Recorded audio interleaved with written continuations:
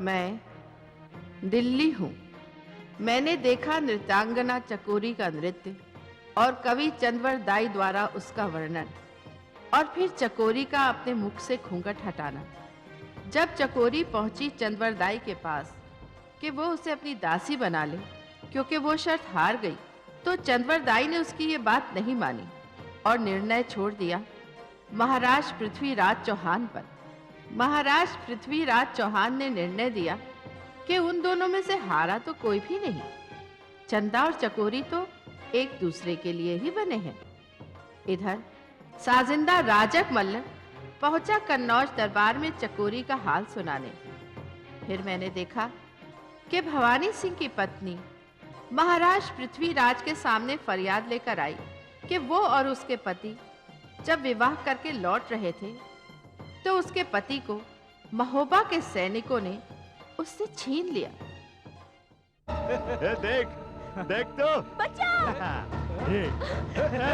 बचाओ!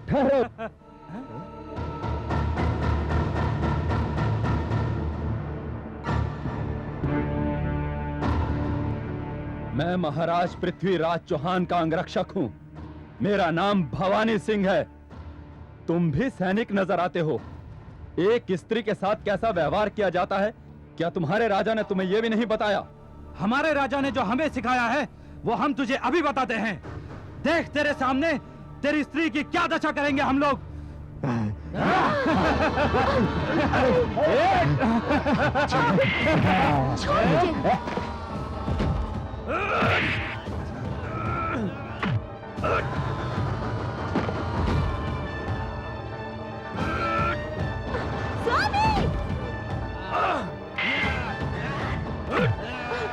छोड़ दो मुझे, छोड़ दो, छोड़ मुझे।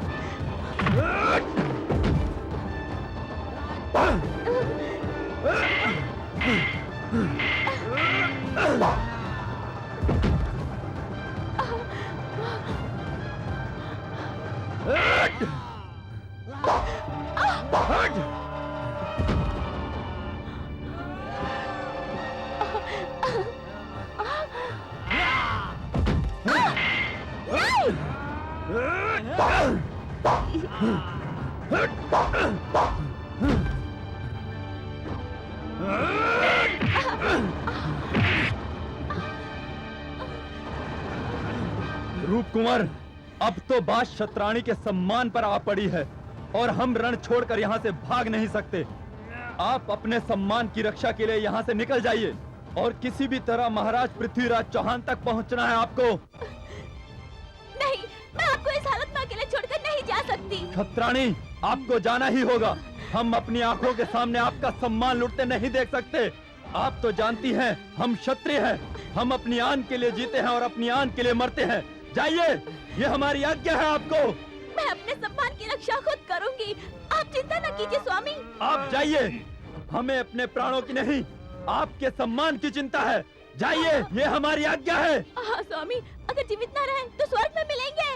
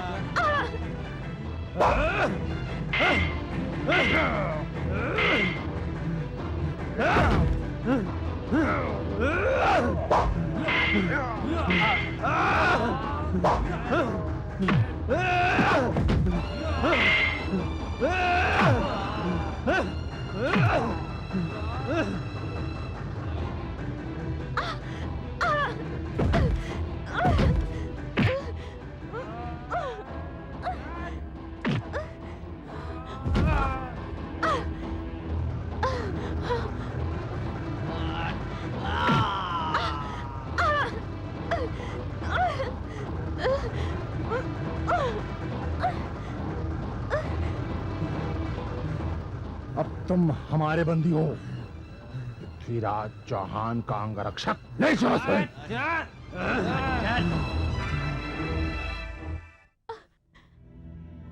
अन्नदाता, मैं अपना सुहाग लुटाकर आई हूँ, मगर मैंने अपने सम्मान को लूटने नहीं दिया। मेरी आपसे एक ही विनती है, अगर आप मेरे पति का शव मुझे लाते ताकि मैं अपना अंतिम कर्तव्य पूरा कर सकूं। ये शरीर उन्हीं की अमानत है, उन्हीं की चिता के साथ जाएगा।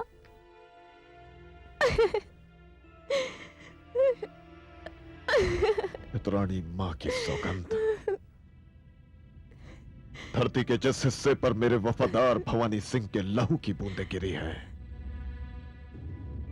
धरती के जिस हिस्से पर उन कायरों ने तुम्हारा सम्मान लूटने की कोशिश की है,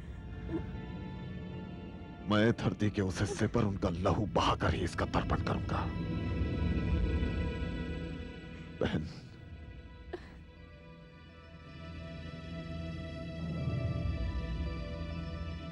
मुझे गर्व है तुम जैसी नारियों पर। मैं गर्व से सर झुकाता हूं तुम्हारे सामने।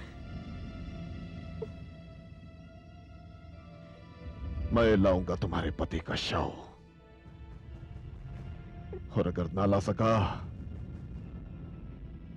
तो मुझे अपनी मां के दूध की सौगंध, मैं भवानी सिंह के लिए अपने प्राणों की बलि दे दूंगा। मैं चामुंड राय और चंद्रवरदाई के साथ केवल 10 सिपाहियों को लेकर महू बजाऊंगा। नाना साहब, पुत्र, तुम जिस मुहिम पर जा रहे हो वहां तुम्हारा सामना एक बड़ी सेना के साथ हो सकता है। तुम अपने वचन और अपने कर्तव्य को तभी पूरा कर सकते हो जब तुम्हारे पास भी शक्ति पर्याप्त मात्रा में हो। इतने कम सैनिकों के साथ शत्रु के घर में जाना आत्महत्या करने के समान है। नाना साहब, जब आप संधि प्रस्ताव के लिए कन्नौज गए थे तब आपके साथ कितने सैनिक थे? केवल 4 अंगरक्षक ही तो थे। किंतु उस समय आपकी शक्ति आपका आत्मविश्वास था, और यही आत्मविश्वास मेरे खून में भी शामिल है नाना साहब। और नाना साहब, यह कोई युद्ध नहीं है, यह तो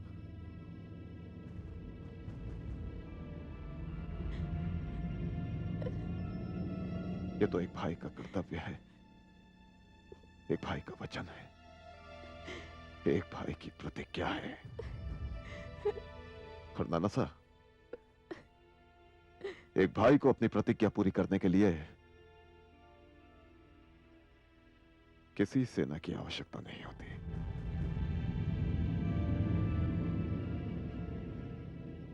तुम सच कहते हो पुत्र, युद्ध शक्ति से नहीं आत्मविश्वास से जीता जाता है। जाओ पुत्र, मेरी शुभकामनाएं तुम्हारे साथ हैं।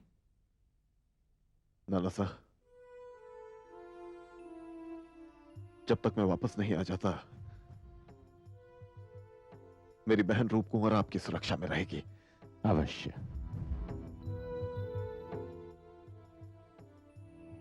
जय भवानी। जय भवानी।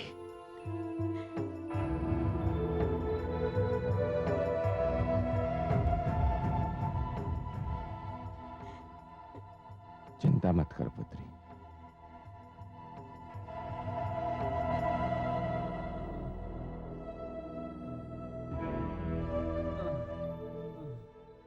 दलपति जी, भवानी सिंह का क्या किया जाए? यही तो मेरी समझ में नहीं आ रहा है कि आखिर इसका क्या किया जाए। नियम के अनुसार हमें इसकी सूचना महाराज परमाल को दे देनी चाहिए। महाराज परमाल को? तुम्हारा दिमाग तो ठिकाने है? हाँ दलपति जी, एक तो भवानी सिंह की पत्नी हमारे हाथ से बचकर निकल गई, वो अवश्य महाराज पृथ्वीराज चौहान के पास पहुंची होगी। और अगर ऐसा हुआ तो फिर क्या होगा? परंपरा अनुसार वो भवानी सिंह के शव की मांग करेंगे। तो तुम्हें क्या लगता है कि अपने एक साधारण से अंगरक्षक के लिए पृथ्वीराज चौहान सेना लेकर आ जाएगा हमसे लड़ने के लिए? ऐसा हो सकता है दलपति जी, ये चौहान औरतों का बड़ा सम्मान करते हैं, इसलिए हमें उनसे सावधानी तो बरतनी होगी। मेरा विचार है कि हमें इस घटना की सूचना महाराज परमाल को दे देनी चाहिए। मगर अंबर सिंह, इससे पहले हमें भवानी सिंह के शरीर को ठिकाने लगाना होगा। तो फिर क्या किया जाए इसका? अरे करना क्या है, नदी किनारे कहीं गाड़ देंगे उसे, मिट्टी का तन मिट्टी में मिलकर मिट्टी हो जाएगा। विचार बुरा नहीं है आपका। दलपति जी, दलपति जी, दलपति जी, अनर्थ हो गया, महाराज परमाल पधार रहे हैं। महाराज परमाल?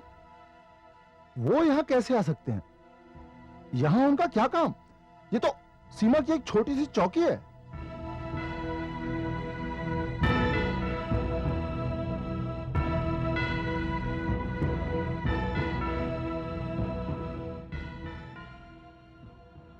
अन्नदाता की जय हो।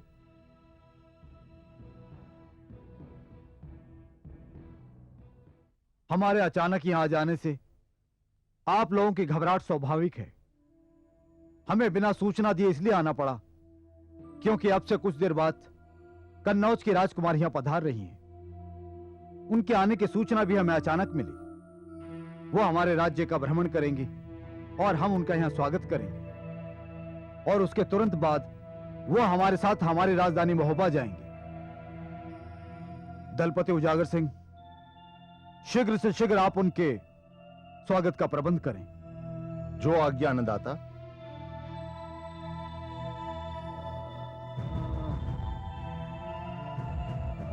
कौन है ये? कौन है ये उजागर सिंह? अन्नदाता,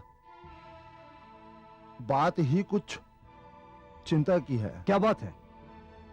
अन्नदाता, हमारे क्षेत्र से पृथ्वीराज चौहान का एक अंगरक्षक अपनी नव ब्याता पत्नी के साथ जा रहा था, तब उसके और हमारे एक सैनिक के बीच कहासुनी हो गई। उसने दुर्व्यवहार किया और आपके लिए अपमानजनक शब्द भी कहे, तब उसके और हमारे बीच ठन गई। उसकी पत्नी तो बचकर निकल गई, मगर भवानी सिंह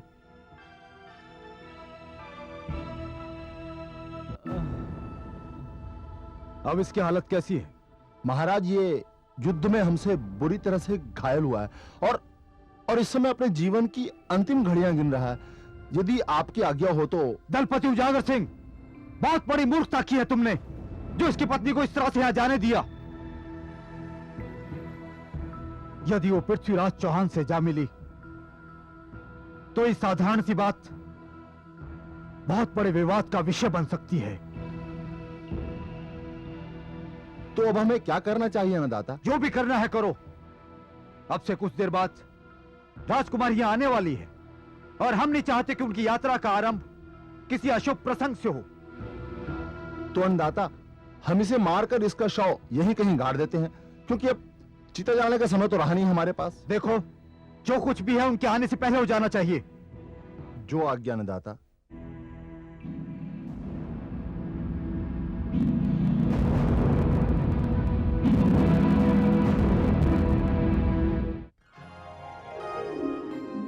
सेवक, कवि चंद्रवदाई को सूचना दो कि चकोरी उनके दर्शन करना चाहती है।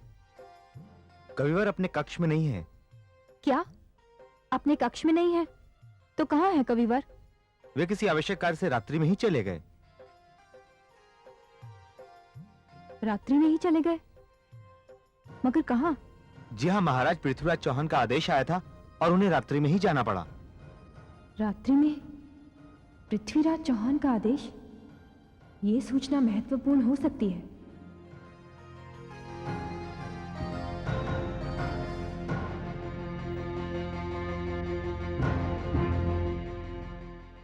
राजकमल, क्या बात है चकोरी? एक बड़ी महत्वपूर्ण सूचना देनी है। क्या सूचना है वो? मैं कवि चंद्रवदाई से मिलने उनके कक्ष में गई थी, मगर वो अपने कक्ष में नहीं थे। उनके सेवक ने बताया कि महाराज पृथ्वीराज चौहान के आदेश पर वो कल रात कहीं बाहर चले गए। तुम लोगों से मिलकर ये पता लगाओ कि ऐसी कौन सी बात है जिसके लिए कविराज को रातों रात बाहर जाने का आदेश मिला। किंतु चकोरी, ये भी तो हो सकता है कि अजमेर से कोई समाचार आया हो। समाचार कहीं से भी आया हो, मगर लगता है कोई विशेष बात जरूर है। अच्छी बात है, मैं पता लगाता हूँ। मगर सावधानी से।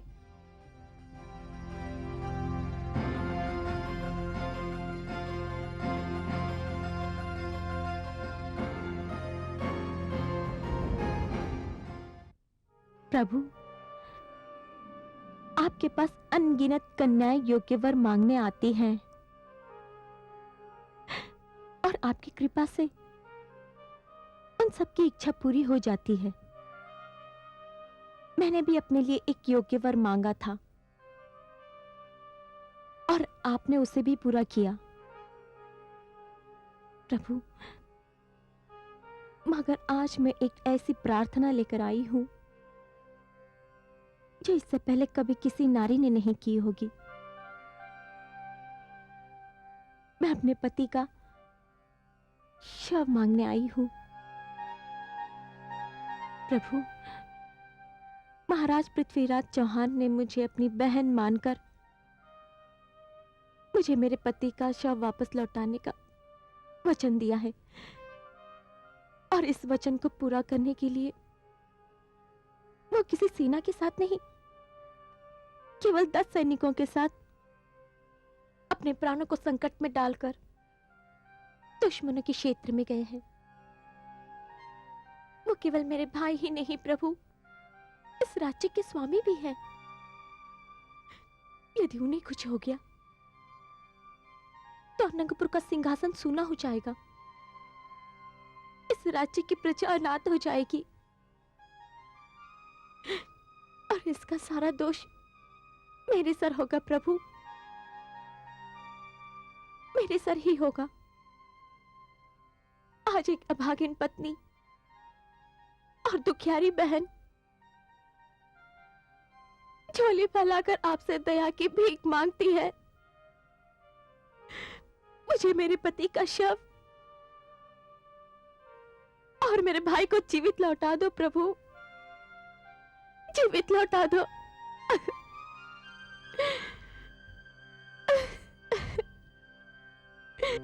क्षमा करना बहन, मैंने आज तक भगवान शिव से किसी को ऐसी प्रार्थना करते ना सुना ना देखा। मुझे ये सब जानने का अधिकार तो नहीं है, मगर फिर भी कोई अपने पति के शव की प्रार्थना करे तो सुनकर आश्चर्य अवश्य होगा और दुख भी, और साथ ही इसका कारण जानने की इच्छा भी होगी। तुम कौन हो? मैं राजनर्तकी हूँ, मेरा नाम चकोरी है। तुम्हारा नाम क्या है बहन? मैं रूप कुंवर हूँ। महाराज पृथ्वीराज चौहान के एक अंगरक्षक भवानी सिंह की पत्नी हूँ। भवानी सिंह? उन्हें क्या हुआ है? मेरे पति गौने के पश्चात मुझे लेकर लौट रहे थे कि रास्ते में सिरसा के सैनिकों ने हमें घेर लिया। वो मेरी इज्जत लूटना चाहते थे। मैं तो किसी तरह अपनी जान और इज्जत बचाने में सफल हो गई, मगर मेरे पति शत्रुओं के बीच फंस गए। जब मैंने महाराज पृथ्वीराज चौहान को अपनी विपदा सुनाई तो उन्होंने मुझे अपनी बहन मानकर वचन दिया कि वो मेरे पति का शव मुझे लाकर देंगे। वो अपने महामंत्री और अपने मित्र चंद्रवरदाई के साथ केवल 7-8 सैनिकों को लेकर सिरसा की ओर गए हैं। तो क्या इस समय राज्य में महाराज पृथ्वीराज चौहान और महामंत्री दोनों ही नहीं हैं? हाँ बहन, इसीलिए तो मैं भगवान से प्रार्थना कर रही हूं कि एक बहन को भाई और प्रजा को उसका शासक लौटा दे। मुझे मेरे पति का शव मिल जाए तो मैं उसके साथ सती होकर एक पत्नी का धर्म पूरा कर सकूं। बहन, तुम धन्य हो और धन्य है महाराज पृथ्वीराज चौहान। मैंने राजपूत पुरुषों और स्त्रियों के बारे में जो कुछ भी पढ़ा और सुना था, आज अपनी आंखों से देख भी लिया।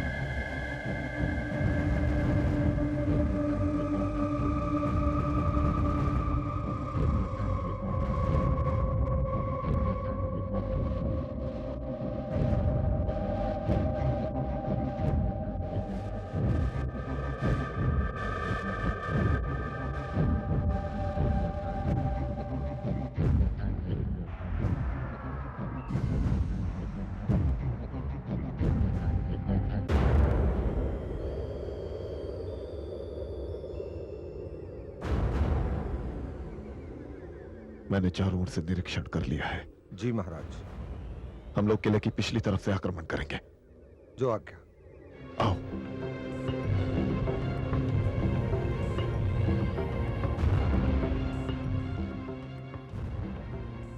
उस तरफ।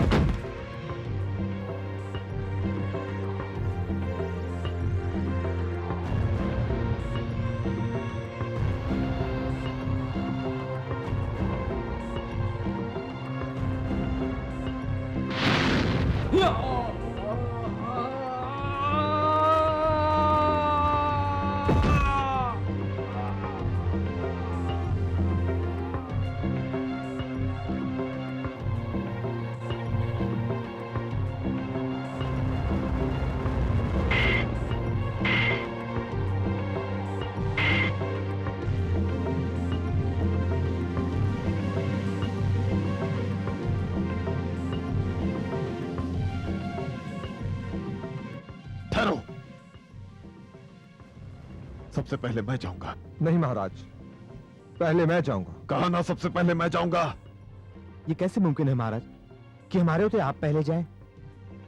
नहीं महाराज, ये कैसे हो सकता है? और फिर यह तो युद्ध के नियमों के भी विरुद्ध है। यह कोई युद्ध की मुहिम नहीं है चामुंडराय। यह तो मेरे अंगरक्षक भवानी सिंह की पत्नी के सम्मान का सवाल है। एक भाई का अपनी बहन को दिया हुआ वचन है। चंद्रवरदाई, इस कर्तव्य को मुझे अपने प्राण देकर भी पूरा करना है। इसलिए सबसे पहले मैं जाऊंगा, सबसे पहला वार भी मैं ही करूंगा और सबसे पहला वार झेलूंगा भी मैं। आज तो राजपूतों की आन दांव पर लगी है कवि चंद्रवरदाई। हट जाओ।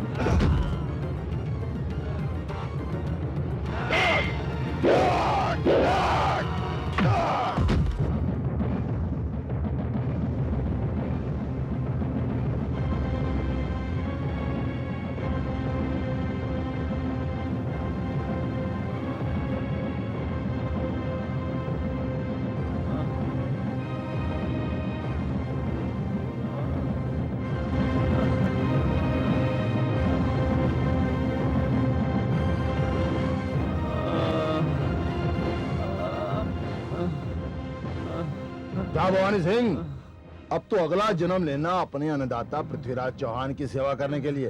फेंक दो उसे। ठहरो।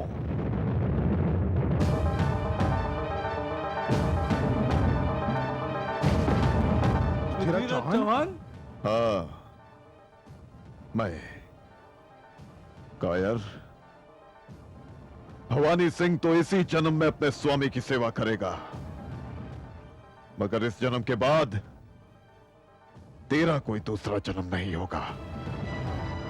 इसी गड्ढे में जिंदा गाड़ दूंगा तुझे। पकड़ लो से।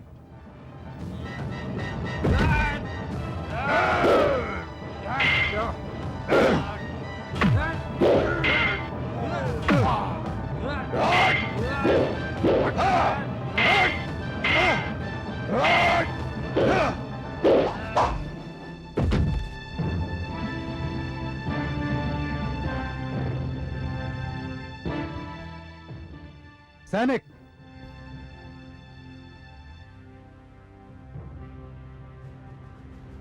ये किस तरह की आवाजें आ रही हैं उधर से? जाओ जाकर देखो क्या हो रहा है उधर। जो आज्ञा महाराज।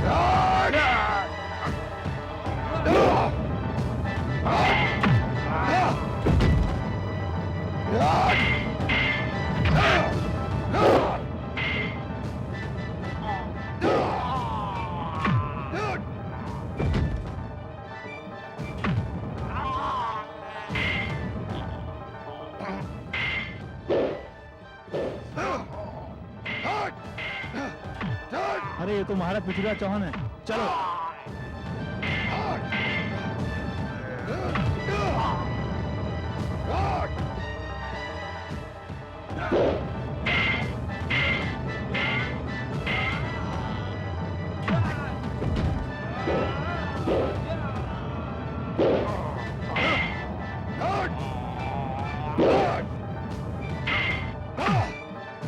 राय, जी महाराज। भवानी सिंह का ध्यान रखना। जो आज्ञा महाराज।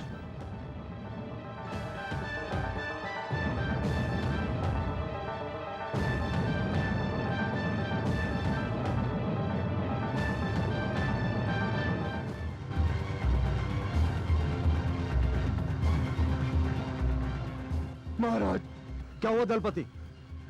मैं पूछता हूं क्या हुआ? पृथ्वीराज चौहान, महाराज। पृथ्वीराज चौहान? क्या कह रहे हो तुम? पृथ्वीराज चौहान यहाँ कैसे आ सकता है?